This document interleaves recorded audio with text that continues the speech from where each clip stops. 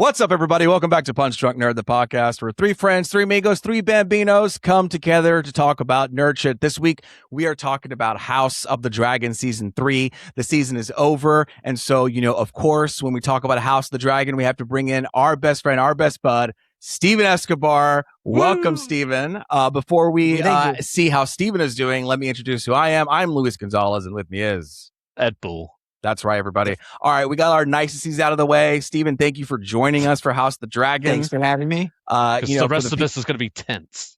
Yeah, it's gonna be for the listeners who are just catching up. Steven's read the books. We haven't, so he's kind of our book reader and will keep us straight. Our maester. That's right. Yes. And honestly, these two over here, they're the smartest ones. So I'm going to listen to them talk. I'm going to hear them what they have to say. I'll pipe in here and there.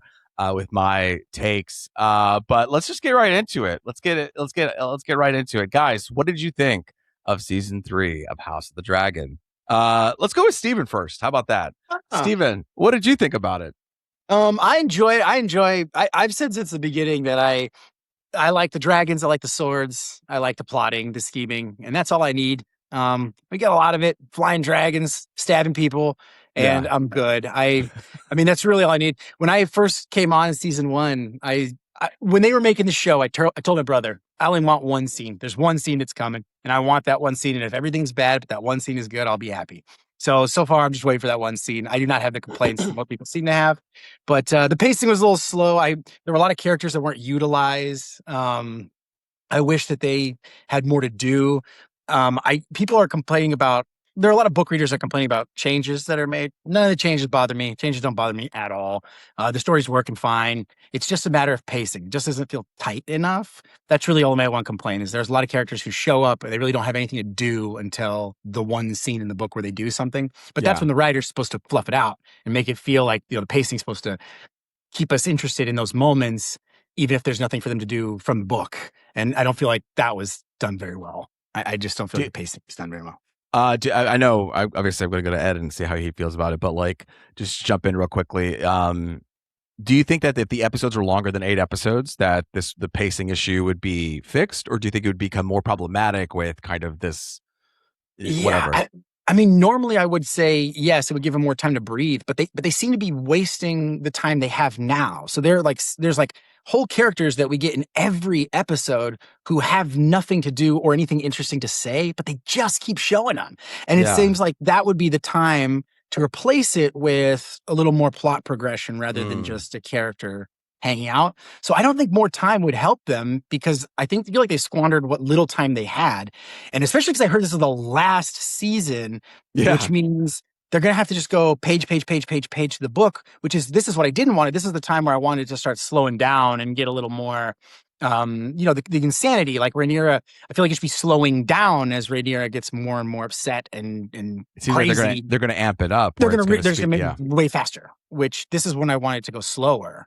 I wanted it to be fast, bloody, nonstop, couldn't catch your breath. And then as everyone starts dying off, we're starting to look around and going, what is going on? Is there anyone even left? But now they're going to speed up. I don't know. Because this is the same thing I felt like I said at the end of last season. I was like, I guess now they're going to speed up, but they didn't. So I don't know. I feel like I'm saying it again. I seem to remember you saying that also. And I was like, all right. We took our time. Either Steven's a liar or HBO is. I don't know. But they're doing it again. They're taking their time again. So I don't think that making more episodes would sped them up. It just seems like they're not doing enough with the characters they have.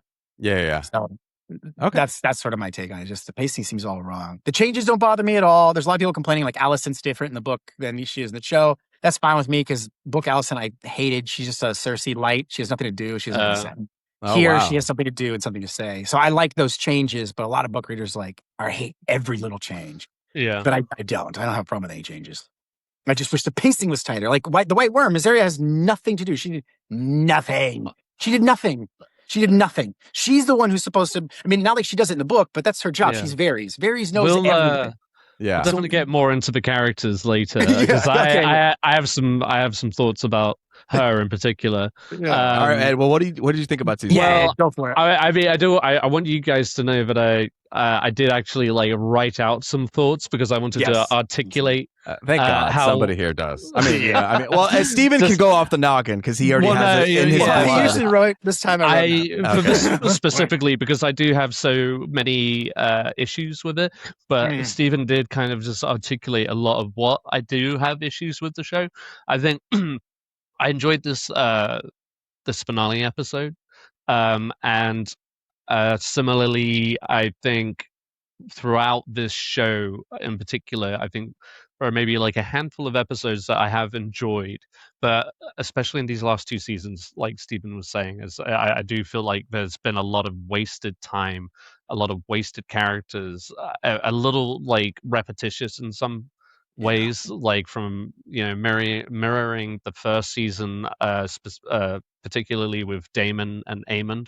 Just like cool, we just had two separate vacations in Harrenhal. A lot of hair. But like, which isn't to Oh, say that Eamon didn't have more to do in the last season, which I enjoyed, and but at the same time, like, I want more to follow up with, not just for him to disappear completely. Harrenhal's like a black hole. You know what I mean? Like you get pulled into I it. tell and you, then- man, yeah, just like what fucking goes on there, but at the same time, I was like, I'm losing my intrigue about it. I'm just like, let's just get the fuck out of here. It's like no good. yeah.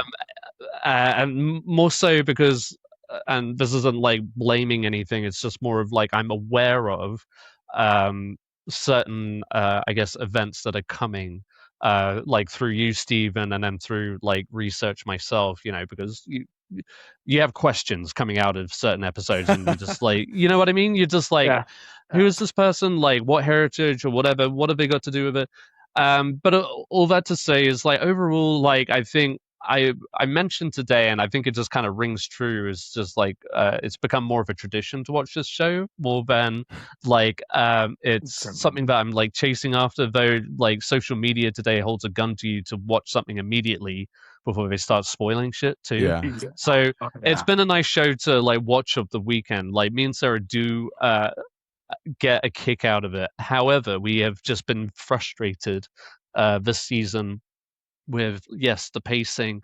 We like at one point, I think it was like the episode before the death of a certain character that I'm sure we're all rejoicing in, but I- where we were kind of just figured out, like, I think what the problem is like so much has been dwindled or forgotten about or pushed to the side, or just like so many characters seem to be just like stuck that they're becoming Absolutely. they're becoming more unlikable the more they sit there. And at that point, you're just like not rooting for anybody because everybody's pissing you off in one fashion or another. Amen. But to that end, it's like I did enjoy this last episode because things happen, though I just don't think it should be happening. I mean, it should be happening on the last episode, but like there's so much that just didn't happen throughout this whole season, or just didn't go anywhere. But like I liked that finally like Rhaenyra is stepping up.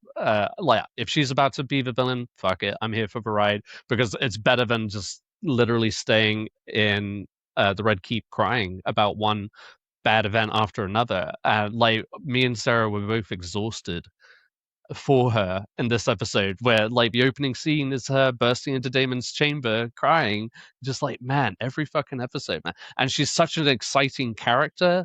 I personally am Team Black, and I came into the show thinking I want Rhaenyra on the throne. That's what I visualize. But now it's going to be like this villain shit, and you're just like, all right, is this how we've got to get here? Like, This whole so be season it. is like be careful what you wish for kind of Exactly. situation. Yeah. It's like, yeah, 100%, 100%, because we've already got a taste of what it was like for the Greens to rule, or to some degree or another. Um, but we were just like, nah, fuck them. Team Black, let's bring them in. Let's get medieval on this shit, Yeah. dragons galore. um, so anyway, I'm kind of rambling, but No, it's overall, good. like I'm still enjoying it, in the sense of like, again, it's kind of like this comfort show now. It's just like we look forward to watching it on a week every Sunday night, whatever it happens. And there's been some like fun, cool shit that happens you know. So it's just that cycle. It's like a drug addict. I know it's bad for me, but I'm enjoying it. At the Mhm. same time, I keep going back to it because I need to find out what happens. Yeah. I'm not gonna just be like, nah, I'm done. I got to see where it goes. I've committed this far too. Yeah. And yeah. So anyway, I'll stop for now That's and beautiful. get your. No, that was great. Yeah, I We'll agree. get more into it. I'm looking forward Yeah, to yeah, yeah. No, breaking I it feel open. like we're getting some good different perspectives and angles because I find myself at the other end where like when this season started off, I was just like, oh, here we go, another Yeah. whatever House of the Right. Dragon. And then I think I told you guys after episode 1, I was like, oh, I'm back in. Like Yeah. I'm ready to go. And I feel you on the whole thing of like needing to watch it as soon as possible because of social media. And it comes out Sunday and like I do things on the weekend, so sometimes I Yeah. end up like like a little high and then watching it late at night like 11 Yeah. p.m. or like sometimes I wake up like my cat's been waking me up at 5:30 in the morning, so like this last one I think I was like up at 5:45 in the morning and I'm just Oof. like That's watching it like super sleep, so I'm like sleepy at the end or the beginning of yeah. the day. But either way, I'm like watching it in the dark on my big TV, which I love. And I got to tell you, for some reason, I loved it. Like I had a great time with this season. Yeah. I know a lot of terrible things have happened to a lot of terrible, like with terrible people, terrible things, like people just like being bad and everything's just going to shit. And for some reason, I'm just like, yeah, I'm here. Like I'm enjoying what they're putting down, Yeah. and I enjoyed it more than the last season. I felt like too, and I felt like with Damon Bean and Harrenhal, that really did suck out a lot of the energy. I Because he's also such a fun just character. You want to see more of him. exactly, and I feel like he really got to like get you get to see him shine, and I really appreciated him a lot more as a character this season. Yeah, And I definitely. think it makes me retroactively like season 1 even more. It makes like just watching this season makes me excited for Game of Thrones in general. Like it makes me want to rewatch Game of Thrones. It makes me want to Yeah. rewatch House of the Dragon. I think Right. all of it is just like I'm beginning to create, in my head this whole idea about the Targaryens, and like we'll get more into that as well. But overall, and like we've all said, Emma Darcy's a fantastic, actor, and everyone is really good. And I've really come to love what's his name even more, Damon, the actor. Sam Smith Matt Smith. Yeah, Sorry, yeah. not Matt Sam Smith.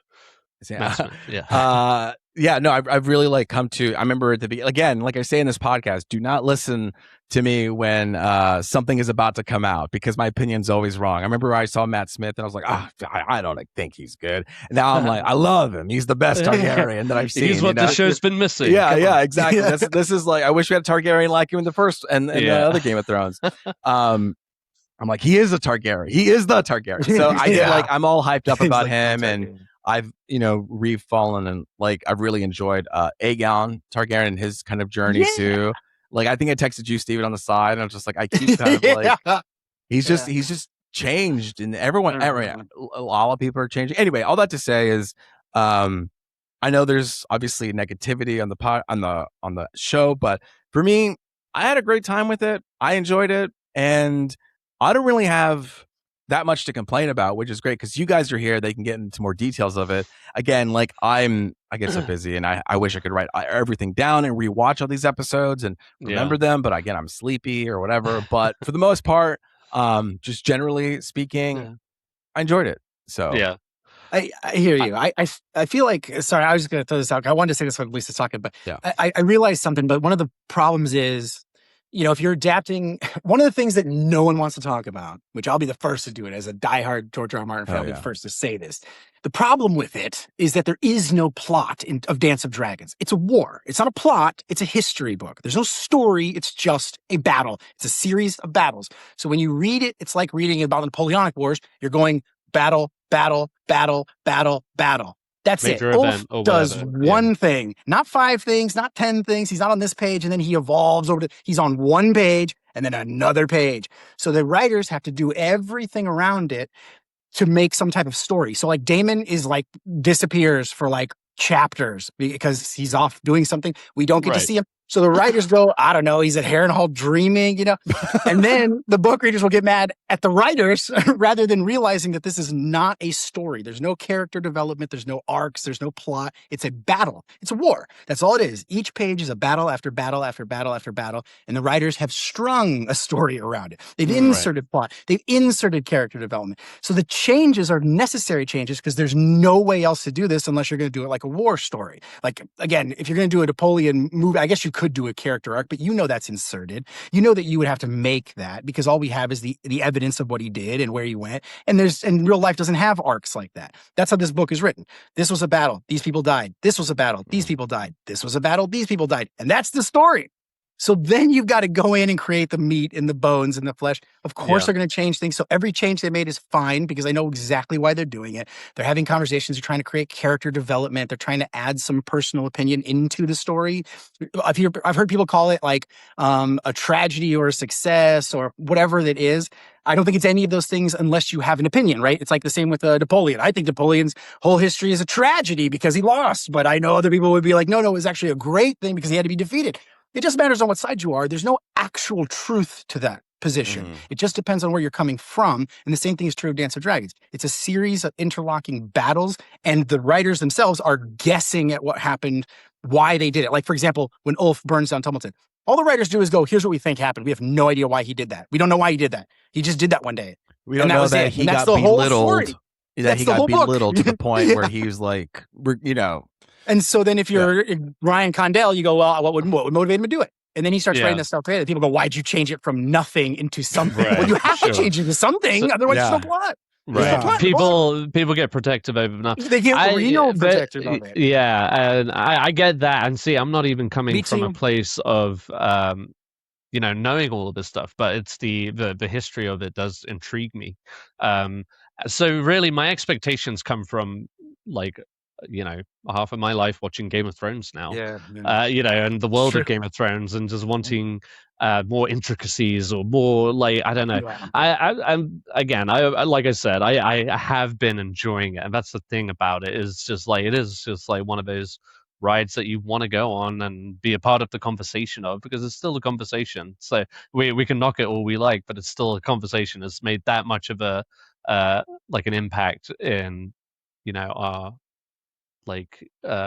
our media lives. It's part of one of those worlds now, and so I just want to eat it all up. I just want I just like with anything, you just you build up these kind of own expectations. But you mentioned things like Ulf, and if anything, he lived up to my expectations this season. I said, I knew that guy's trouble, that drunk guy is trouble, and he fully lived up to it, which I loved. He also I loved it. I was waiting for that because last time we were on, I think season 2, you were like, "What's with these guys?" I think you I was like, Damon, you keep slapping him. You keep slapping him, and it's funny in the moment, but he's gonna fucking get over it in a little bit. Guess what? People don't like it when you just keep slapping the shit out of him. That's all fuck you, that's what I mean. and So fuck I give you, credit and fuck to you the too. showrunners for creating that. That's on the books. They had to make that. They had to add all of that. Yeah, and that's what makes Damon such a great else. character too, is because he's that egotistical. He's that self-righteous. He's a Targaryen. You don't defy Targaryens. He is so much about the blood of the dragon kind of thing. The dragon. And he just believes it to his core. So it's just who are these peasants? But they also have their dragons now. So and we just that kind of chaos. I'm here because that shit's hilarious. When they bust, I'm sorry, I'm getting too specific. No, now, go. No, specific. Now it's the time. When they busted in on him and he had passed out in the latrine with his dick hanging out, I died. I was just that is the best, truest to character kind of moment. He was just giving a speech. He was just giving a speech moments ago. What's the first thing he does? He goes, takes a shit, a drunken shit, and passes the fuck out. So funny, especially when there's so much hanging on him. from both sides. Yes. It's crazy. I just couldn't.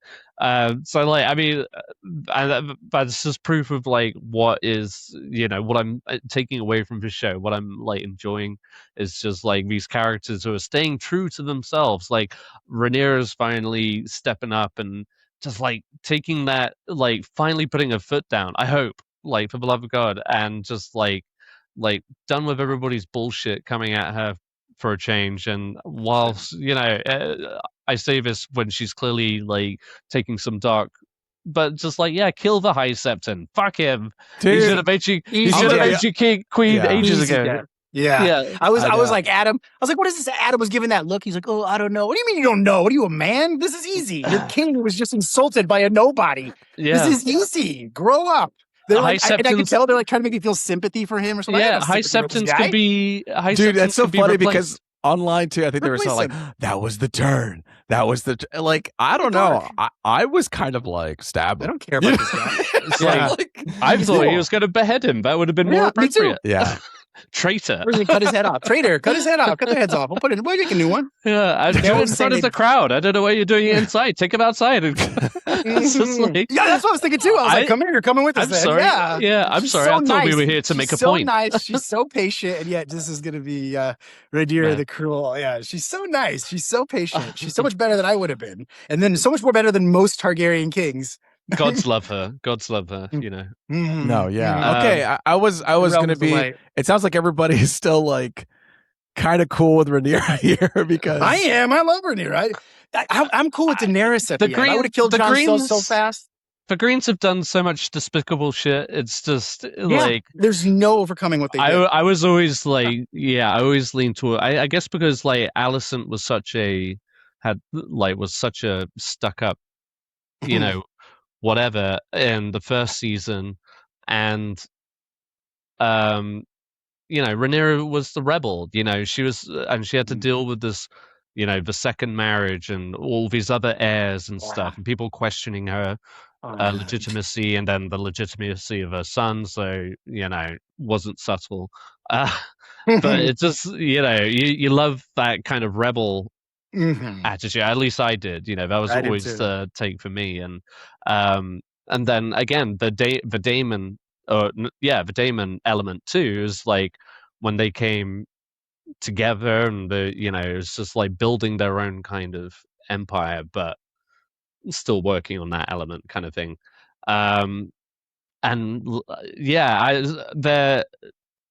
You got those dynamics that pull you in. I wasn't very team green. I know people are kind of warming to Aegon. I was still partially just like waiting for him to get like mugged and killed, just like kind of like Kristen Cole, another great loss. I actually have like a list of good riddances for this season. And Kristen Cole, like when that happened, I was like, thank you, writers. That's what you're here to do, is kill that cunt. and he was also like, guys, I'm also out. Like, get rid of me. You know what I mean? He was also like, I'm done. After I Rook's just like, I rest, you saw that. I saw those dragons fight. But We're just kill me done. now. Yeah. I'm gonna do it in a sea of glory, but obviously not. That was just such a satisfying moment, and true to not necessarily about character. Obviously, he wanted something more. Like he was trying to do the noble thing, quote unquote, but he didn't deserve any better than what he got. Just like snuff it out. Don't give him what he wants. Yeah.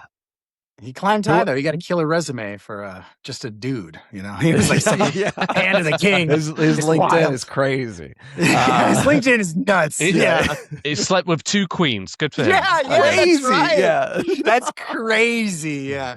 He's like, I'm done. I'm seeing up on the dragon. Well, yeah. Who was the other person that you're like good riddance of? You said you had a list. Oh, okay. Massaria. Okay. The white worm lady or whatever. She's not dead. No, she's not but she's not dead. the capital. Oh yeah. She's not a red But keeper. when Rhaenyra told her to get the fuck out, I was just like, thank you. I like just any free moment. I can't stand her personally. I'm sorry. No offense to the actress. I mean, the rest, I, you and the rest of the internet, the same. I was on a Reddit post where someone's like, "I can't stand this person." Blah blah blah. Obviously, way foul language over that. And then someone's like, "I like her," and then minus 111 downvotes. Down. That's all he said. I like her.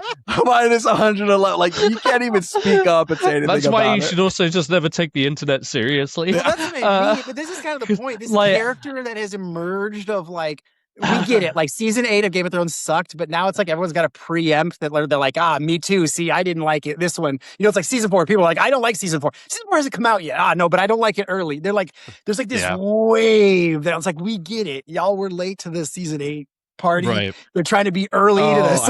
It's like, oh my God. They just got on Game of Thrones. There's so much beauty in this. There's like a shot in every episode this season of like a plant. I think it's usually around Alicent or something, but there's always this amazing shot to like open up an Alicent scene of like a plant and usually like a bug. And it'll like zoom in. It looks like fucking Monet. And then it'll like zoom out to her and the scene will go on. And then it finally culminated with the butterflies, the beware the butterflies, when it does the exact same shot and it's on a butterfly and the butterfly flies off and all the butterflies fly. But she got a shot like that every scene. I thought that's genius. Haven't seen a single Reddit post. Haven't seen a single thread. Like no one is talking about cinematography, visual language, nothing. It is just like why they changed this from the book. Conversation sucks. That's how I feel sucks. Like of shows like Rings of Power. Like I feel like I'm the only one on the internet who likes it genuinely. Yeah. Like, how is this the conversation? Have you guys even watched an episode? It's fucking beautiful. You don't know what you're saying. You're fucking stupid. Season, Game of Thrones season 8 like poisoned everything, man. It did. I mean, but people aren't wrong. I think we were all hurt. Yeah, I agree. By that. But but I've got to give it merits for what it is. Real quick, I'll just say the other two good riddances. It was Ormond Hightower. Nice. He was like made to be hated. Oh, Yeah. And then I feel like most people disagree with this, but Shirako Lohar. Yeah, for sure. She just like annoyed the hell out of me. When she got stabbed in the throat. I shouldn't be so like.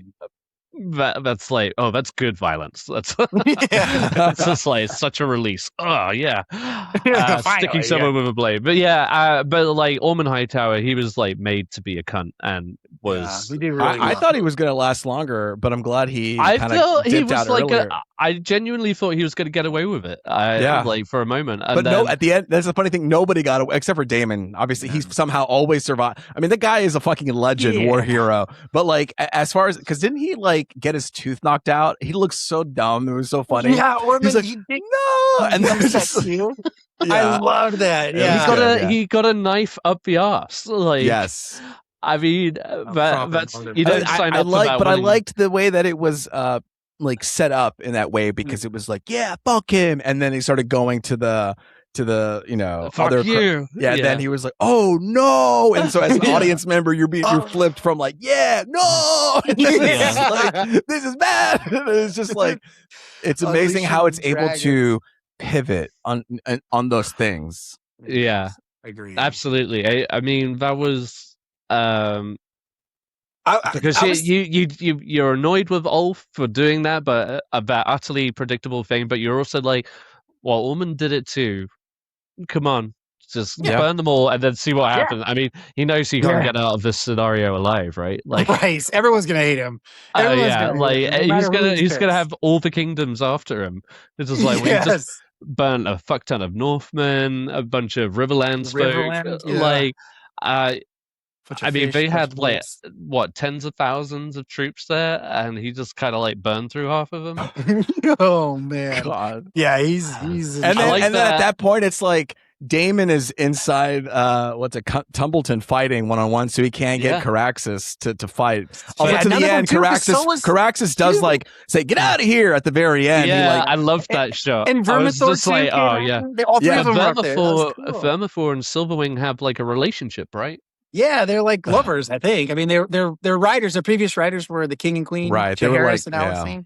Yeah. So is Vermithor gonna like? Are they? Good question. Yeah, right. That's a good question. See, this is where my mind goes. So, like, Gil what is? Caraxes off screen. Yeah. What's the bearded bloke called? The Hammer, Hugh Hugh? Hammer. Q. Yeah, like, how's he gonna react to this? Is it gonna be Rhaenyra's fault, or is it gonna be Ormond Hightower's fault? Everyone's Like, gonna blame how? Everyone blames Rhaenyra for everything. I know. You It's get just blamed for like, everything. geez, at that, I know that's the thing is like she gets the short end of the stick all the time. I'm just All the like, time. It's man, old. fuck this. Yeah. I'm just like, yeah, kill them all. I know. Yeah, like, agreed. I don't. I'm a Targaryen at heart. You know, burn them all. Fuck it. Like, Well, the thing that it's okay, I like the Eds here. Like the concept of divine right monarchy, although we know it's not really a thing, that's the Right. beauty of like Game of Thrones is they have dragon right monarchy, and dragon right monarchy is much more real than divine right monarchy. right. Like God said so I'm King Louis is ridiculous, but Right. this dragon said so is very real. That is a legitimate claim to a throne. Like it's not. I saw a thread. But equally, that, go ahead. but it's the two sides of the coin, isn't it? Because as what's her dad's name, Viserys? Yeah, Viserys. Like his whole philosophy is of dragons not being able to be tamed, and like That's just true, playing yeah. with fire. It's like it's also brought on so much destruction for both sides. Like the Team Black, Yeah. Team Black just got fucked up. Like for their team, like this was a pretty devastating loss. I take it. I don't know who's supposed to come out the victor of this. Yeah, and that's interesting. In the book, this is when he betrayed like that Ulf swaps. Right.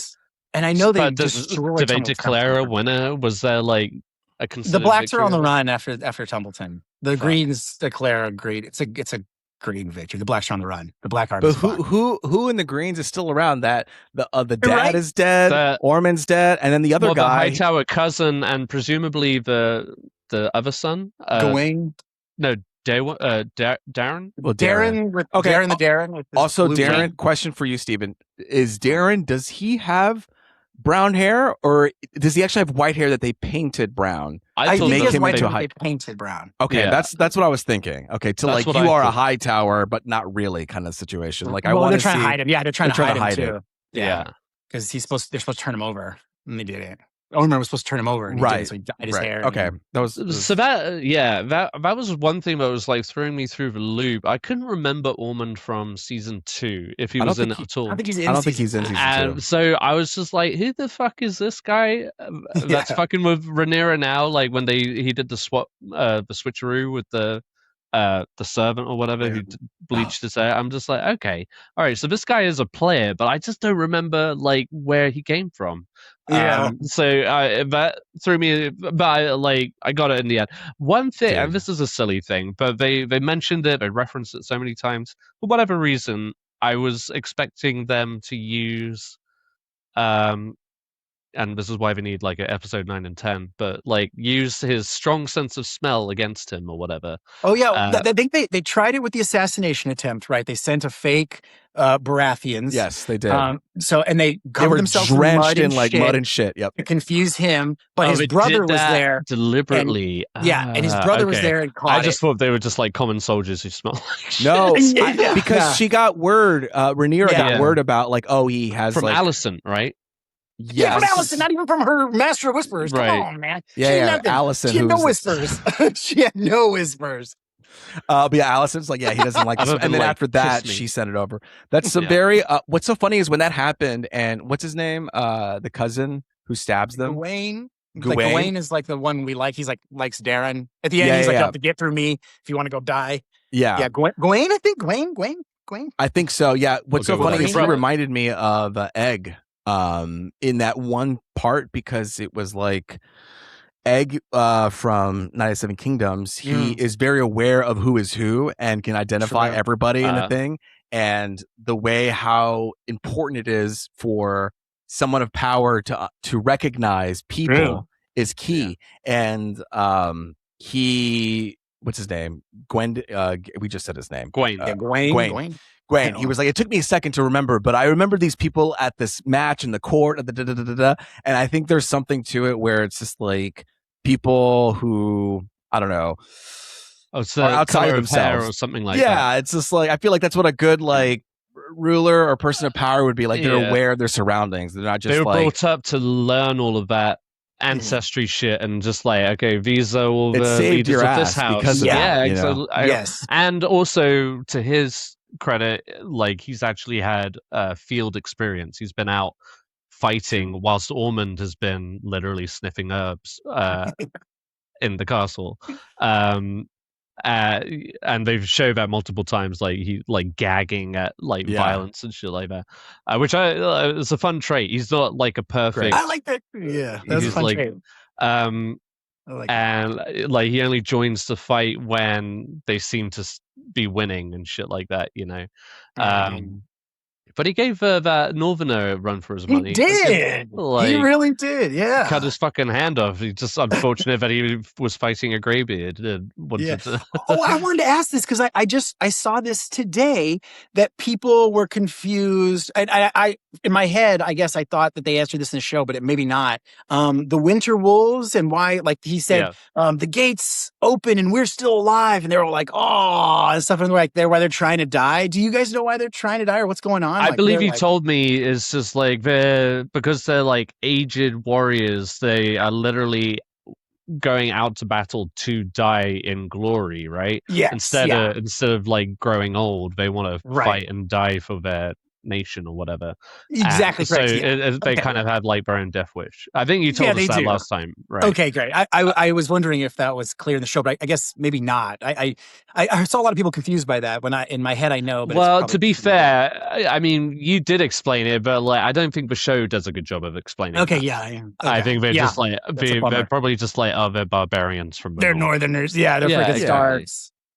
But the winter's coming and there won't be enough food for the whole family. It's like the Vikings jumping off a cliff or whatever. Yeah, it's time to go and not take up food. And I want to die in battle. Yeah. Like, so when the dragon comes, he's probably like, "This is the greatest." I know this is the best way to I come lost out. my arm. Fuck it, let's do it. My brother died in bed. This is amazing.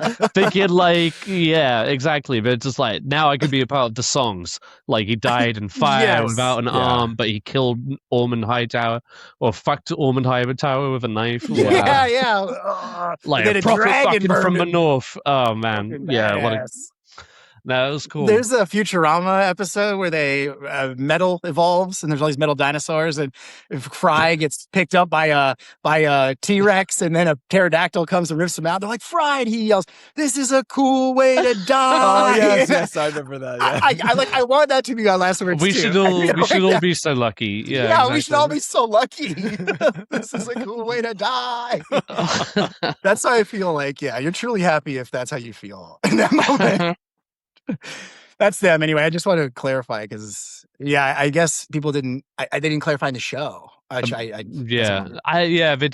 They just they didn't clarify also that badass archer who killed Kristen Cole. Black Alley, Black Alley, sure. And she's like what, the great aunt of Arya Stark. She's the great grandmother of Arya Stark. Wait, is she the one who has like? She had like a strip around her eyes. Yeah, She killed Kristen Cole. I don't remember who killed Kristen Cole, but I remember when they're around the table and she's like, "Yeah, I want to kill people." You know, just that look. I'm like, "You're crazy." You're crazy, but I like you too. You know? Yeah, exactly. So cool. That's Arya's. I didn't realize that. Wow, very cool, very cool. See it. So now we have Aegon, who has approached. What's his name? Aemond. One-eyed. One-eye. Aemond. Being like, hey, we're gonna go do this. He has to make a decision about leaving or staying. He obviously loves what's her name? Alice. But whatever. And so we got to see what. Like obviously, 150. That was I know wild. 150. Cool. That's new, right? She for you? looks fantastic. She looks fantastic. Yeah, you look great, girl. That's.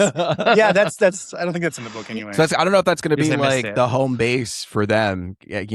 Where they kind of like try to work their way back into the Red Keep, but I don't know. That's the question I'm bringing up. That was one event I kept thinking of. Oh, because you know the future. I don't know the future, but like, well, other than what Steven has told me, maybe it's Wait. spoilers at this stage, and No, maybe you well, don't want to but know. you don't know what Or happens. maybe in Luis Harrenhal. doesn't want to know. I at this don't know. point, but- I'm surprised how much I don't know about what happens. Like, What? whether as much complaining that the internet does, like, I still am like not sure how this is going to end. yeah, And there's only one I've got thing this- that I got spoiled for Dunk and Egg, and that was it. Really? And even then, I've kind of forgotten the detail I because had- everybody is named Aegon. Yeah. So it's hard to tell. I which had one's which. Helena's death spoiled for me. Oh, for really? this Oh, that's episode. funny. That was a bummer. I was annoyed about that. It was just like one of the first things I fucking saw when I got on Instagram the next morning, Monday morning. Like, God Damn. forbid. I Like, sent go to- fake spoilers to Eric just to fuck him up. Oh, Like that's this funny. one, I was like, "Oh, I can't wait to see Allison's death this episode." And Yeah. he's like, "Damn you, dude, knock it off." I need to respond to him, but he had asked me. No, About, I'm going to tell him on the side. Like Eric tried to create an extra side group chat for poor Ed. I was like, Ed is drowning in this. You are not gonna. You cannot believe you do this to him. Create I'm just another like, chat. He didn't even respond. I was like, leave him alone. Yeah, poor Ed is not going to be able to keep up with all this. Too much. Well, that's the other thing too. Is like we could have that chat, but then Miguel hasn't caught up yet, so he's going to be out of that chat. And then when he does catch up, he wants to be on that chat. Yes. And then we're back to the original chat. Yeah, exactly. We're back to the original chat. But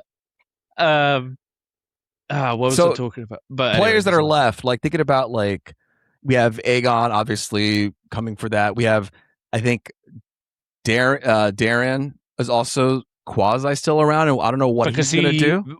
Well, I guess he just found out that Aegon is still alive, so he might just completely fall in rank. Especially with Ormond, or whatever his name is, gone. Yeah, Ormond is dead. Yeah, Ormond is dead, and then you have obviously Rhaenyra, who's kind of like solidifying her presence at the Red but Keep. also pushing away more and more people. Like, she might lose Rhaenyra or Rhaena. The Rhaena. two, Baela and Rhaena are the two. yeah, Baela. two stepdaughters or whatever. Well, she, I mean, yeah, because she wanted to, I mean, not specifically kill Rhaena, but she wants to kill the person who killed Sheep Stealer's Rider. Yeah, Sheep Stealer's Rider. She wants to, obviously, they want to kill. Yeah. So I don't know how much we want to get into this, but there was like now I'm going down another alley, but like Sheep Stealer, we didn't see her again after that fight between the dragons. True. Great episode, by the way, because not just because of that dragon obviously scene is cool, but outside of that, I mean, that whole scene was I don't know, I like how they do themes sometimes in the show, but like that whole fight scene was the theme of that episode, of just like complete infighting and how there's betrayal happening within each other's ranks. And like last season was green versus black, and then this season it's like there's infighting everywhere. There's no escape. You turn around and you're getting stabbed. Like, you can't even trust the person that you're with anymore, and you can't see even it trust clearly. The dragons you're with. The dragons themselves are turning against each other where they're fighting, and so I thought, like, oh, that perfectly captures that whole episode. And I wish I had like notes on it too, but it was like everywhere you looked, it was like betrayal between two different between people, I think that is the line. I should have written it down. I ended up rereading the whole thing after the episode. I like opened. It was just so easy to read. It's so easy to read. So I picked up Fire and Blood, and I was like, okay, well, I'll read one more, and then I was like 200 pages deep. I was like, it's straightforward. But there was one line that stuck out to me.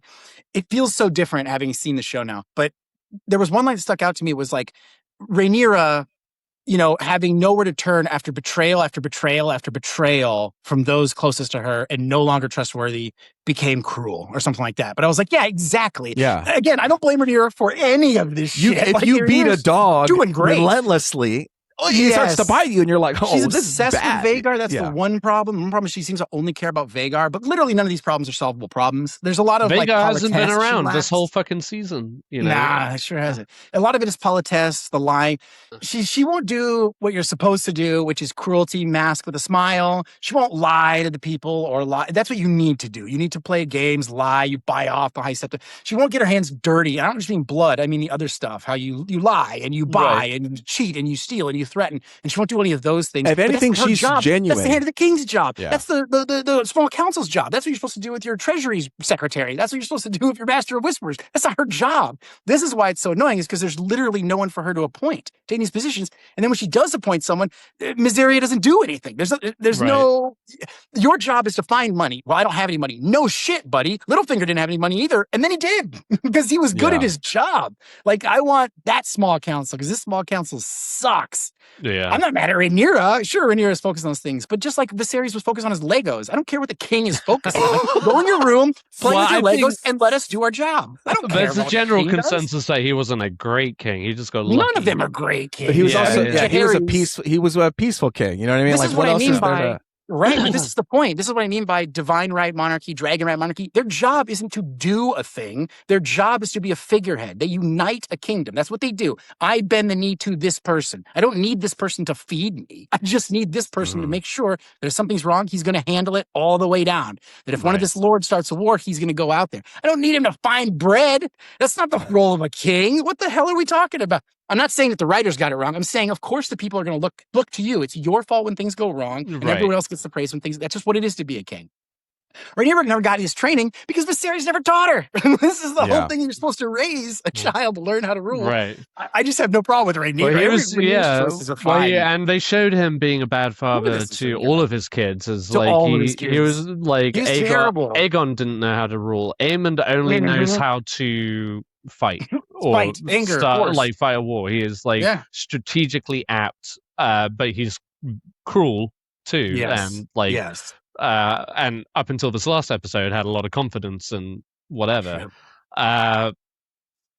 Yeah, I mean, I don't know what that means for that character going forward after this episode, but I know, like you were saying, it's just kind of like it's the writers filling in the dots. Yeah, he has nowhere to go because it's sort of like, Aemon. He has like a big event coming, Yeah. but he needs to get there, and we don't see him for like 15 pages, right? And then we do, and he's been at Harrenhal this whole time. What do you do for a whole season? You just chill in Harrenhal, I guess. That's crazy. So somehow they've got to build up that anticipation, that escalation, that like go towards like, oh, everything is leading to this event or whatever.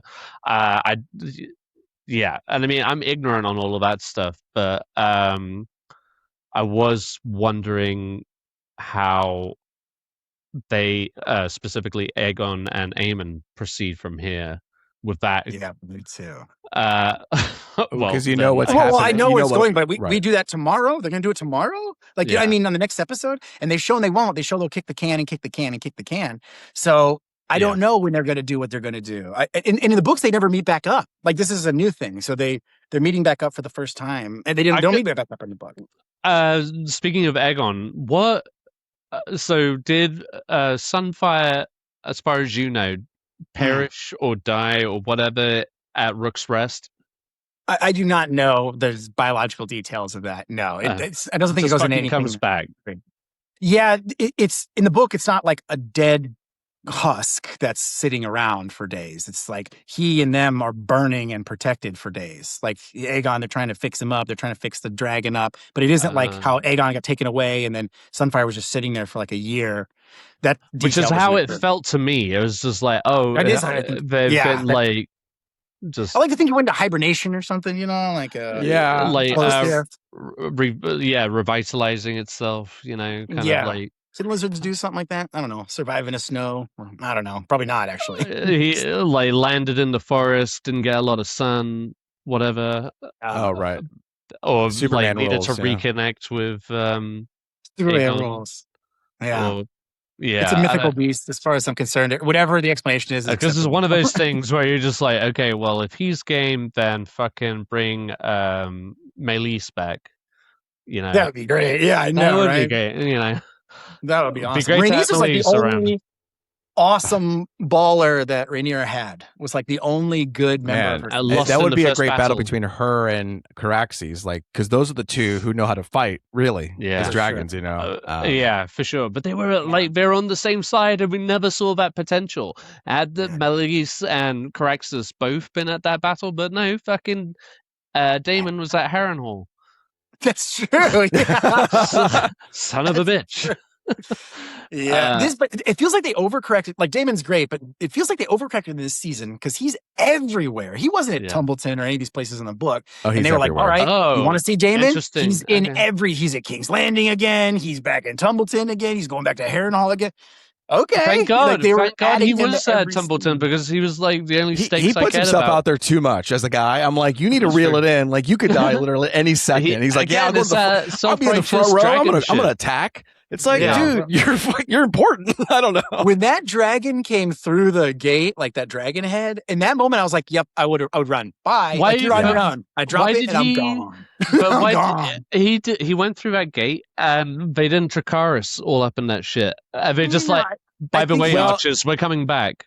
Well, it's because remember they said they weren't going to burn they weren't going to burn it all down. His wife told him not to burn. No, and she said that from the beginning. We don't want to burn them down. And then like here comes got a couple of kids in that skirmish, so well, that's why they show him run at the end so he can feel a little better. Said, that's fucking wild. Like Ormond Hightower pulling that one. I mean, that's the low. That's the lowest of them. Yeah, there's no. But you know what? It's all for our entertainment. Game of Thrones has made us so deprived that we're oops, they burned some kids, but we love this show. The mum and son started fucking, but whatever. It's gross, but we love this show. We'll take a certain level of depravity because it's all fantasy. This shit wouldn't happen in real life. But what was I saying? But so that's crazy that Daemon wasn't even there. Not even there. That seems like such a significant, but I'm glad he was.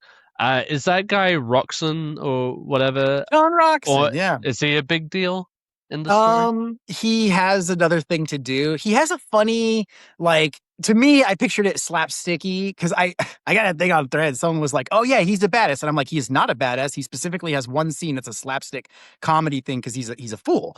And there's a fool moment that I thought was he kills one person. He kills him because he stabs him in the back, catches him off guard. Like he's a fool. There's a bunch of fools at the end of this battle. That's all that's left is like a bunch of fools and jokes. And John Roxon's a fucking joke in my mind. Maybe he's not, but in my mind, he's a joke. He dies like slipping on a banana peel. It's a fucking joke. They're shaping him up to be a bit of a badass. Yeah, they made him a badass. They had to be Daemon. I don't know how I feel about that. I think it's ridiculous. That whatever. Dude. Oh, sorry. Okay. Yeah, the guy who was like clearly going to kill Daemon Targaryen. The guy from Andor, no less. Yeah, Brasso. That's right. But in this, I don't know. He slips on a banana peel in a later scene. Like this guy's a joke. So when he was beating Daemon, I was like, whatever. I thought he was about. Yeah, he was about to mountain fucking Damon's eyes there for a minute. Whatever. Fine. I'm okay with it. It wouldn't have been whatever if he actually went through with it. I would be like, that's it. That's what that guy's been around for this whole season. He's gonna kill Daemon. Fuck off. It was a funny moment later. Okay, I'll just say this because everyone online, the book readers are all saying that this is never going to happen. But this is supposed to be called the first Battle of Tumbleton, and then there's a second Battle of Tumbleton. This place gets leveled, it's off the map in Game of Thrones. Yeah, I was going to say that doesn't look like there was much of Tumbleton. And they come back and they do it again. So it's like the blacks and the greens. Is there anybody left? Is there anything left? Everything's That's gone. The point. Everybody feels like it's gone. That battle, that second Battle of Tumbleton, almost occurs after the end of the Dance with Dragons. Almost. It's almost like the last thing that happens. It's like the last few people are left alive, and they're like, fuck it, we'll do it again. Like, they all I see you, let's die right here. And that's what they do. They have like a big clash. Wow. And it's like a lot of these. This is one of my concerns, is that there still is a lot to happen. Yes, there is. It feels like there was some lulls in this season. Filling space, there was things, but not big event things going on. I'm not saying I need a battle every episode or anything because that's not practical. But the amount of dramatic turns that the Civil War takes that I'm aware of. Yeah. It feels like either they need to be having 10 episode seasons or one more season to really see it through to the end, because some of these cataclysmic events that, again, I'm aware of. I'm not being specific because I'm trying. I think I know what you're talking about. If Luis doesn't remember, I don't want to spoil it. But I think then I'm curious as to how they are going to squeeze it all in, and it's like, is it going to be like episode after episode, bam, bam, bam, which is kind of. How long I is was this supposed to have lasted? How long? How many years? I think it's just a couple of years because I brought this Okay. up the first time I came on the podcast. I said 5 or something, and then someone corrected me saying 2 or 3 or something. It's just a couple of years, and it happens so fast. I mean, they just like fucking kill each other. Just like That's 1 month, one is crazy. dead. The next month, the cousin's dead. The next month, the uncle's dead. It's a horror. I mean, it's a tragedy of a family, not of a person. A lot of people think it's a tragedy of a person. It's not. It's a tragedy of a family. It's the end. They had the dragons. They had all the power. They had all the control, and they ruined it. I mean, we need to unify the Targaryens, and then by the end, it's like they ain't ripped each other unified. over. Yeah, exactly. So that's kind of like the beginning and the end of this whole right. No one can take down those dragons. All this blood of the dragon shit, but then all the descendants of the dragon killed themselves. Yeah, right. Yeah, which is again, it's one of those alluring things. I love it. I love a good tragedy. And I would have put very King Lear-ish. I would have put the death of Jace and that battle at the end of season 2. That would have been the big culmination. Would have been like Jace sinking to the bottom of the ocean, and then. Well, this is what I'm worried about is things like that. But we're seeing this turn for Rhaenyra now, and you mentioned earlier like Daenerys Targaryens. Like we all know, like in that last season of Game of Thrones, where for a lot of people, like her turn into quote unquote madness, aka I'm just fed up with people's shit all of a sudden, is like, if it's gonna just be quickly, like they're the villain now, they always have been, kind of thing. That's what we've been building to this whole time. Like, is it gonna feel rushed like that, or is it gonna actually culminate into something complete, like truly like tragic? Because again, you hang your hopes on all these characters making it through, but like you said, they're tearing each other apart at the same time, which would be the tragedy of it all. But I remember just the feeling after Daenerys, and the show feeling like it was justified, but leaving the audience short-handed a little bit. But I don't know where I was going with that. I had a bit of wine. No, I hear you. It's to me when I read it, because she's called like Rhaenyra the Cruel. I think they called her already Maegor with teats earlier in the season. It's sort of like a nickname she gets. Maegor's like a monster. He was like the second or third king, and he was the Conqueror's son. And the second son, though, the first son ruled, and the second son, and he was a beast. He built the Red Keep. He was the one that built all that stuff. But then he had like the architects who built it murdered, so no one would know he was just a psycho guy. He would kill like anybody, everybody. He took like 5 wives or something. At this point, it's like a Targaryen shouldn't really rule because they go mad every single time. But that's the thing, because it's mean? based on the dragon. It's based on the dragon. If you can get them off the throne, get them off the throne. That's why I say it's dragon right monarchy. No one here has a right to the throne. You take the throne. If you can take the throne, it's yours. If you can't it's take like the throne, any it's conqueror, not yours. Right. Just like any conqueror ever, which is also why I say Daenerys, I'm still following her. She burned King's Landing, and she did exactly. She's the dragon right monarch. She can burn King's Landing. I'm following her because she's got the power. If I'm following Genghis Khan and he burns Tehran, I'm still following Genghis Khan. I'm not stopping the ball. Like, wait a minute, did he just burn to? Like, yes, exactly. That's what a conqueror does. That's what Aegon did. That's what they did. There's no one left to actually question it. That's what power is. Power is power. Like, that's what it is.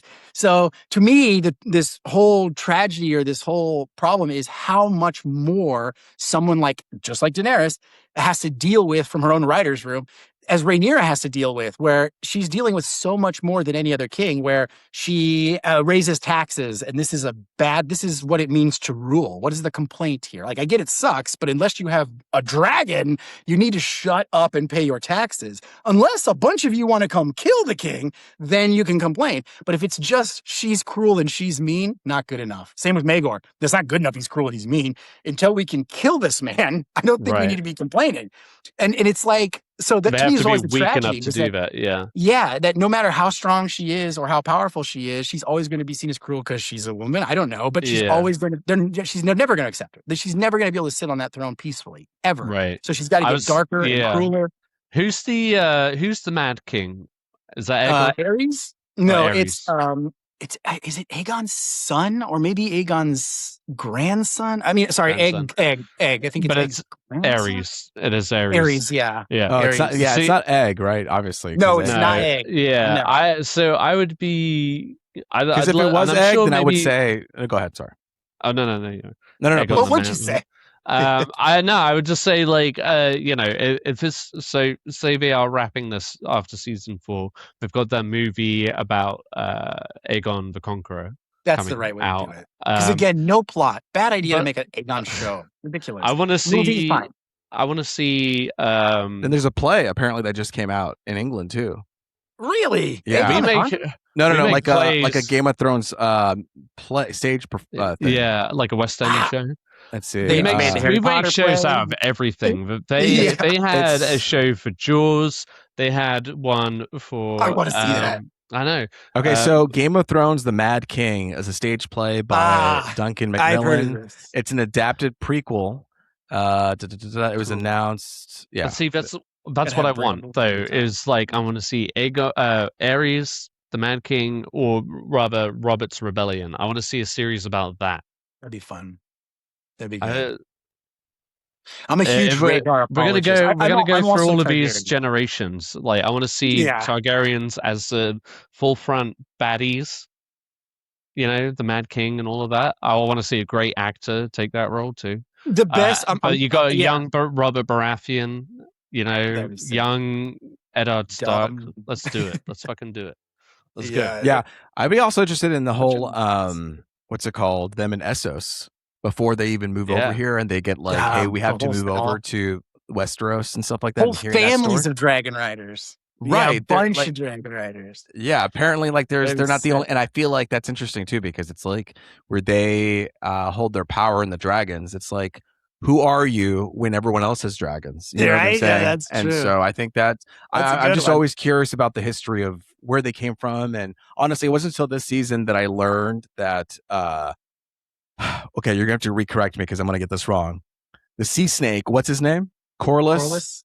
He Yeah, is a what? Valerian. He's a Valerian. Yeah. Yes. They're from Valeria. Yeah. Okay, that's what got me confused. I was like, he's Yeah. Valerian because he's from Valeria, but no, it's like Valaria or something What? like that, right? There's like, Yeah, I mean, it's called Valeria. They speak Valerian. His last name is actually a name of language. You'd be like if last name was like Latin or like Spanish or Okay. something. I don't know. Yeah, because it's this whole thing that they do a lot where it's like Rhaenyra, Rhaena, Rena, you know, Valeria, Right. Valaria, Valina, and it's like, okay, what? And it's just I mean, sorry, I'm just yeah, like venting at this Rhaenyra point. was using that as like as a thing to prod that guy who's just like your blood is old Valyrian. You don't Yeah. need to. You're So one of us. that include right. It's like aligned with Targaryen blood, right? Yeah, that was another complaint I had too. You're right. Like this happens when people, you actually deal with people studying history too, where like they'll be like, this is like the religion. They're like, Westeros is the 7. Westeros is not the 7. The 7 is a colonizer's religion. Okay. That is a religion that was imposed from beyond. The same thing is true of the Dragon Riders. Both of those things are colonizers. One is not native and the other is a colonizer. Both of those fools are colonizers. So for the High Septon to stand up and be like, well, this is nobody, you're not from here. I'm not from here. Neither of us are from here. This is an invading concept that's only based on power. You took the old religions, you killed them all, and then you imposed your religion, and now you want to talk as though you're the religious high authority. You're not, nor am I. I just have a sword and you do not. That's what this is. Right. That's why I'm just like, I have a dragon, you do not. religiously, you still have there still is no legitimacy to not crowning Rhaenyra. You do what we tell you to do, and whatever we don't tell you to do is because we're afraid of all the people that you got, all the masses of people who could rise up. That's it. Not you, buddy. Like the Pope. Also, you know how many times a Pope has been kidnapped or like this is a common thing. Napoleon did it. Napoleon kidnapped the Pope. Like and people didn't rise up and throw him down. Like it's a thing. Actually, in a way that they already hated him. The Catholics already hated him, but that did not lead to a revolution. You can kidnap the Pope. Yes, you can even assassinate the Pope. Like Godfather 3. Come on. Come on. Yeah, happens all the time. Anyway, I try to point out they're both invading religions. Neither one is native to Westeros. So it's hilarious when they start talking like we're the people. Oh, you're the Right. people. You killed the people. Yeah, what people? Where are all the werewood trees? You burned them all down. Don't tell me you're native religion. Crazy stuff. Anyway, that's all. Because the tree that sees into the that is also is that something different? I forget. That was the old religion. That's a religion they replaced. The Seven replaced that religion. This were the children of the forest and the first men. They had this. They prayed to the trees. They had the old gods. And I believe, because the magic is real in this universe, I don't believe that there was tons of magic in Westeros that got pushed out by the faith. I see the faith as the Seven is the worst religion. Every time that's how I feel about it too. And that's why when they got removed, I was like, I feel no sympathy for these people because they're also users and abusers of the people. We just don't really ever see it. But, yes. 100%. Same with the High Sparrow and all of them back in Game of Thrones time. True. It's like they were trying to, they think of themselves as, the pure and all of that, but they can still be bought. They can still be manipulated. They can still be manipulative and cruel. Like that, nobody's like holier than thou, right? What I mean? Especially in this universe, especially in these pages. Exactly. All right. So, question about the whole like woods and the religion and all that had because what's his name became king at the end, who like the Raven, Bran, right? And he was connected with those woods and the trees. Is that what you're telling me? Yes, the three-eyed raven can see through werewood trees. I think I'll say this last time. Every time there's a werewood tree, I'd like to picture that we're watching Bran's. Bran is watching this. Like Harrenhal, they always frame it up with the tree. I like to think that he's watching, Alicent and her son make out, or he's watching all this. He's learning all this, and he does that in the books, in the Game of Thrones books. There's chapters and chapters where Bran is just going through time. He's like watching everything through the trees. He's watching as much as he can through all these trees. Okay. So, and because they're all chopped down, they're only in specific places. He can only look in like one courtyard in like King's Landing, or he can look in one courtyard in Dorne. He can only see out of those trees. So he's watching people do everything. There's a moment when he speaks in season 2. He calls a certain someone. I won't bring it back because hopefully you forget about it and then it becomes just shock when it comes back. But he speaks to someone in season 2 through the tree, and the person goes, "What the fuck?" and looks around. He says a word, and I was glad because I said the same word. I was like, "You motherfucker," and he goes, "Motherfucker," and I was like, "What?" He calls someone, he insults someone, and I was like, "Thank you." But he's watching this whole thing. He knows what's going to happen. He knows what's happened, and so he's watching it, going, "You motherfucker." That happened in I like to think that was happening in Dunk and Egg too with the crow. Like at the beginning, he wants to watch Dunk and Egg meet. These are all historical moments for him. It'd be like you could go back in time and watch the coronation of Napoleon. He's Bran TV. Bran TV, yeah. And there are chapters in the book of that where he's watching Bran TV. He's just going through history, watching. This will all be relevant, Your Honor. The White Walkers, what was the origin of them again? Like, how did they come about? Were they cursed? Were they? In the show, they killed an Andal. They put the dragon glass in him, whatever, set a curse. I think they were trying to protect themselves from the Andal invasion. Because remember, like that's what I mean. All the people that are there were invading someone else's island.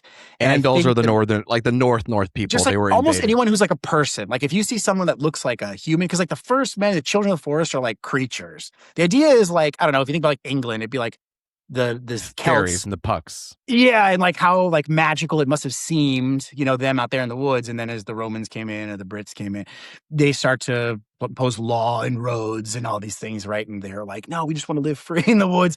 That's sort of how I see the historical imagery is. They were like the Druids, and then in came the Romans first, and then Christianity followed. So it was a man stabbed a fairy, or a fairy stabbed a man, or I think a fairy stabbed a man. I'll send you the scene. I'll send you the scene. I think because they create the Night King in a scene. And do you remember this scene where they push the piece of like dragon glass into vividly? The chest? Yeah. And it's starting to come together now. Yes. And then I think that's the implication that they had created the White Walkers to defend themselves against the Andals, like the humans. Like Ned Stark would be an Andal, like them. That is what they are. Creating their own destruction at the same time. Oh, so wait. So they created the White Walkers to defend themselves from the other humans. Yeah. And so then the humans like built a freaking wall, and that sort of became like a stalemate. That was like Hadrian's Wall. That became like the stalemate where they can't defeat the White Walkers, and the White Walkers don't want to come down in. And so they built this huge wall and just said, "You stay out and we'll stay out." That was like our line.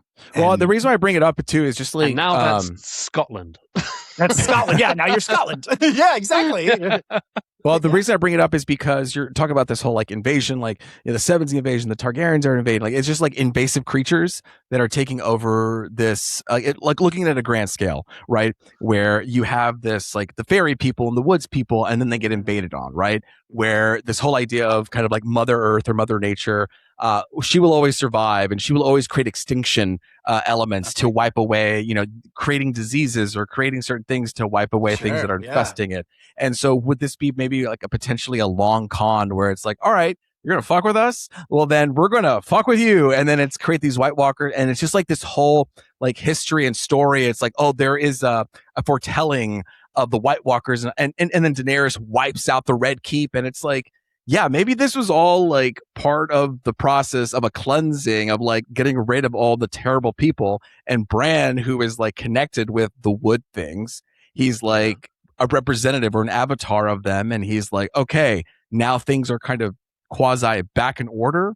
I don't know if that's what needed to happen to cleanse, but that's kind of like, I like the way you think about it because you sound like the book readers now. Like this is what it's like on the forums where someone will be like, so check this out. Here's my theory. Bran as the great cleanser, the great equalizer. And then they'll write out like a whole pages and pages and people love it. People are like, fuck yeah, it'll go on the, the Wikipedia page, this idea.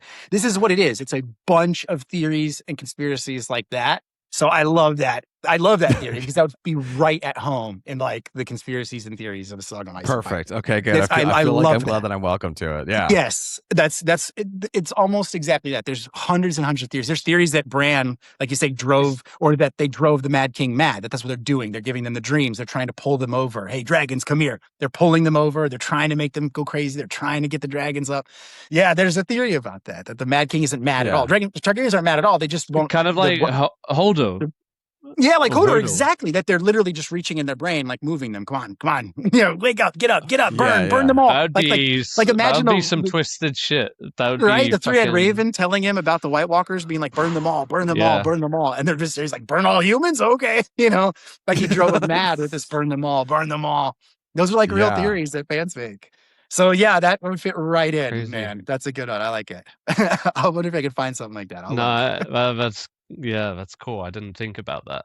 Right. Yeah. I'm gonna stop at that point. I'm not gonna even. I'm gonna live on that peak and then retire. Yeah. No. But but it's definitely very. Like I said, I had a great time. It seems like obviously going to be Aegon, Rhaenyra, and then who knows? You guys know more what's going to happen because you said there's a battle that you're looking forward to.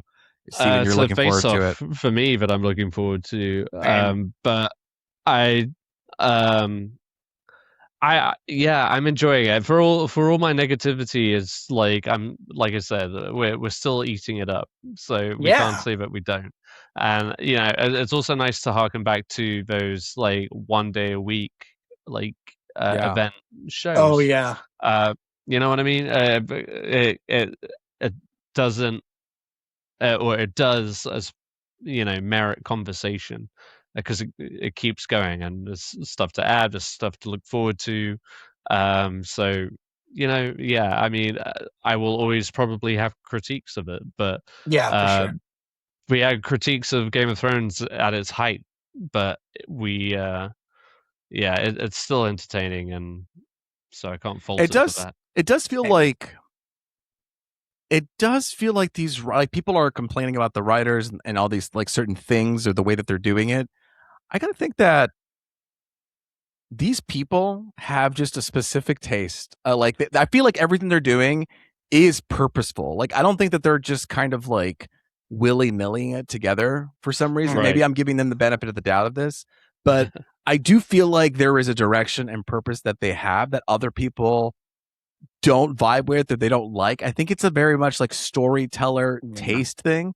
But also I do think that there may be some limitations that they're dealing with like, oh, well, we have to do it in 4 seasons and we only have 8 episodes. And to make this theme work. These are the events that you have to lead to. Yeah, maybe they create these milestones where it's like this, like for us, for this theme to work, we need this milestone at the beginning and this milestone at the end so that there is some sort of like thematic arc to it. And then we're going to insert these like pedestals or columns to lift this all up so that it thematically is resonant.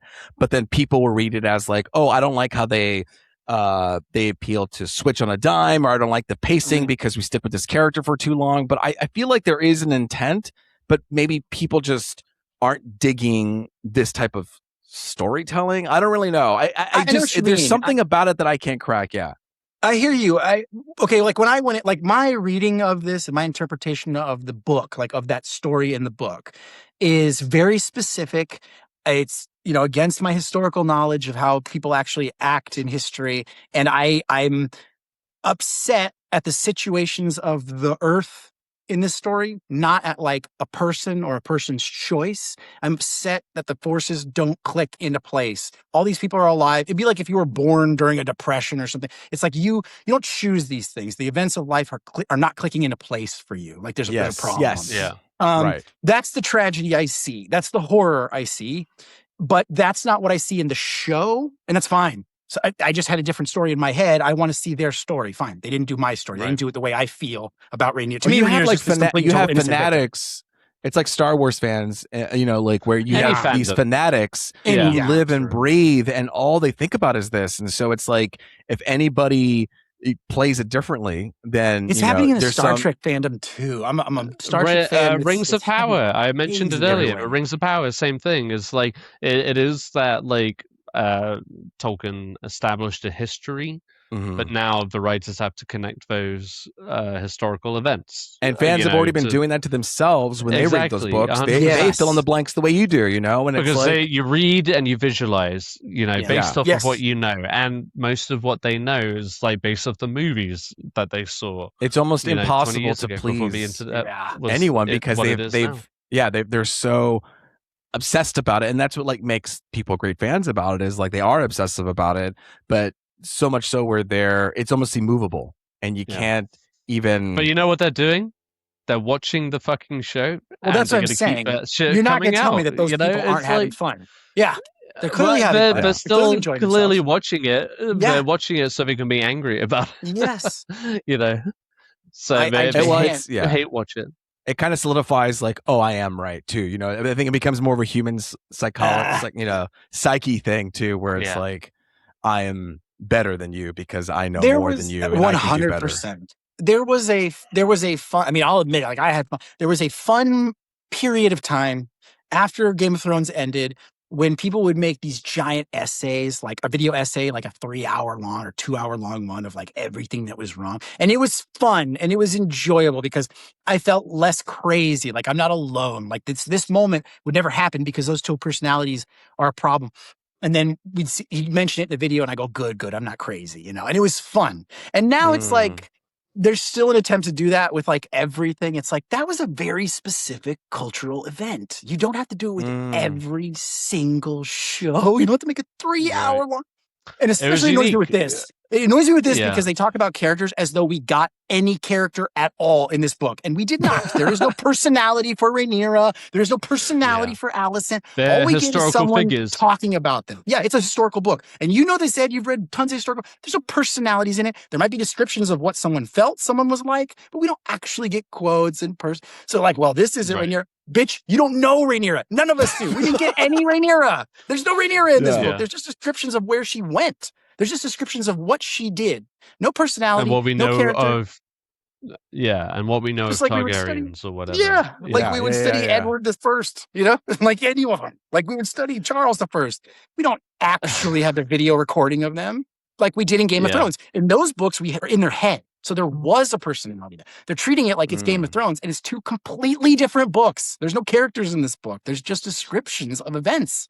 And to analyze it the same way of Game of Thrones is to fundamentally misunderstand what you're reading.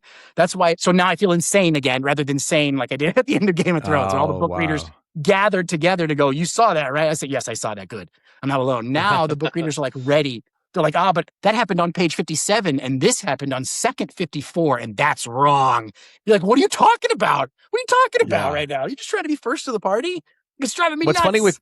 What's funny, we've had this conversation too, where it's like you don't like it and you don't want to, you think it's ridiculous, but then the moments when you actually have like somewhat of a critique, you don't want to put it out there because you don't want to be part of that kind of noise that's out there. But it's like, so now you feel stuck. It's like, well, now I can't even let my voice be heard because I don't want to sound like one of these people. You know what I mean? Yeah. I wanted to. I didn't want to just like bark my disapproval or whatever. Just like, thoughts that I've had. Because obviously, like I said, I'm watching the show. If I hated it that much, I would stop watching it. Sure. But I don't. I don't hate it. I just I have feelings about it, and more structurally than structurally. the lore or the events, like the action or the characters that are taking place. I want what's best for everyone. For me specifically, but also just like the characters, you also get, I mean, but that's also being an audience member. You get frustrated with when your favorite character makes like a misstep, or is wrong about something, or has like a dark turn. But that's what makes it so exciting and what's so engaging. Agreed. Like Damon, I think, like, we were talking about, has this very egotistical, arrogant side to him. I think he got like, and again, this is just from what we're experiencing, but like Tumbleton was like a sobering maybe experience for him. Yeah, that because was he's interesting. getting the reverse side of dragon, Right. like destruction. Totally. Like he's on the ground, like literally on the ground, seeing what Silverwing can do. And that's not Vhagar, that's not Caraxes. He's always on the What a back of great a point. dragon. Already a better point that I've heard ever on Threads. That one simple sentence. Great. Yeah, fuck Wait, you Threads. reached in and you found something, as opposed to Yeah. blah, blah, blah. You reached in and you found something. Thank you, Ed. Exactly. Good point. You're making you're me think. welcome. Yeah. Well, on that note. What an episode, You're right. That's a good point. Miguel? Yeah. No, I'm saying that. See, thank you. That felt worth my time, rather than the million threads I've read that have not been worth my time. It's getting exhausting. It's like people just raging. Up. Yeah, right. It's just clogging up threads. Missaria didn't wear that cape in the book. She wore a different cape in the book. That's a little short. You gotta stop. You gotta stop. I know. It's not real. It's not real. This isn't what really happened. Like, you realize that, right? We're talking about a show with dragons, Yeah. Yeah. But it was the same with the slumbering dragon. I mean, that happened too. They were like, what? So a dragon can just, and everyone was like, it's a fucking dragon. It can do whatever it can go to the moon. It can go to the moon if we want to go to the moon. It can do literally whatever we want. Yeah, exactly. That's not a whatever they decide. God. Yeah. I can't believe I'm defending Nolan, but Christopher Nolan said something I really liked recently, where he was like, pointing something out, like plot armor, recognizing something does not mean it's a bad script. Like, being able to recognize a device does not mean the device failed. He's right. As long as it's used well. Yeah, yes, exactly. He has plot armor. Great. And if it's used well, pointing it out does not make it a problem. Plot armor is not the problem. That's not the problem. Sometimes you want a character to fucking survive. Yes. That's how it could either be story and not the real world. Exactly. Yeah. Exactly. It's just like, I can't believe you had to point that out. It could be subtle or it could be unsubtle. And bingo. That's all you could. It could be subtle or unsubtle. Love it. Anyway, that quote has been ringing my mind with this, because everyone's like pointing out writing tropes and going, aha, it's bad writing because I can see the writing. Yeah. It's not how that works. We're just more aware of it. We fight to be taken in by magic anymore. You know what I mean? So like, why you have to fire today. God damn. See, well, just like especially with movies and shows, you just like, we resist it. We resist being swept off of our feet because we want to break everything down. We want to overanalyze everything. It's got to be the era, right? Everything is broken down in front of us every day now. Yeah. This is what Nietzsche meant. This is when Nietzsche said God is dead. This is what he's talking about.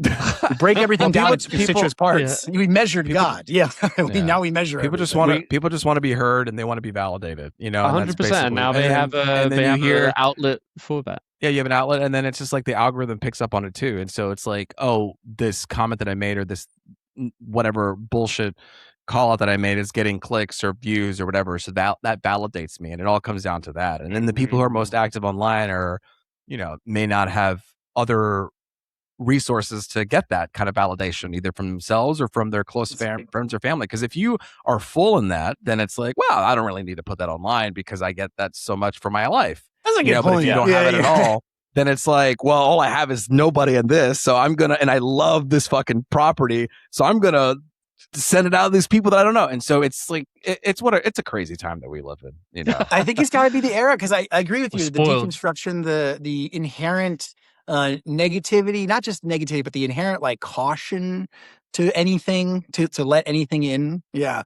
I wonder, I've also heard about, I was reading about the death of monoculture. I heard an argument that the last thing that we experienced together was the last episode of Game of Thrones. That was the last thing we all did together as a people. And we have not done anything together since. That now everything's on other sides. Like Not even the World Cup final. We were all just like over it. yeah, it's interesting how that that's the last monoculture thing we all had was COVID, you know? That was, yeah. And that's when we all checked out. We all went our separate way. We went down to our own road. It was like the breaking of the Fellowship of the Ring. We were just like, we have to pray can't that do one this day together anymore. We'll meet again in too Rivendell. much. It's also, it's tough too, because now we're going to a different topic, but like obviously with technology, you have more access than you did like the 4 channels that the TV originally had, or the 4 or 5 different studios. You know, there's just anyway. We're going to end with that. Well, thank you guys for listening to Punch Drunk Nerd talking about House of the Dragon. We will obviously come back and talk about this more when A Night of the Seven Kingdoms season 2 comes out. You know, if and you House haven't, of the Dragon season 4. I'm sure, it'll be House of the Night of the Seven Kingdoms probably next year, right? Yeah. Who knows? And then it'll be House of the Dragon season 4, and then after that it'll be another Night of the Kingdom season 3, and then after that it's going to be like, I don't know, original stories. Who knows? Well, next year we should also expect for a movie to come out too. There you go. So it never ends at HBO.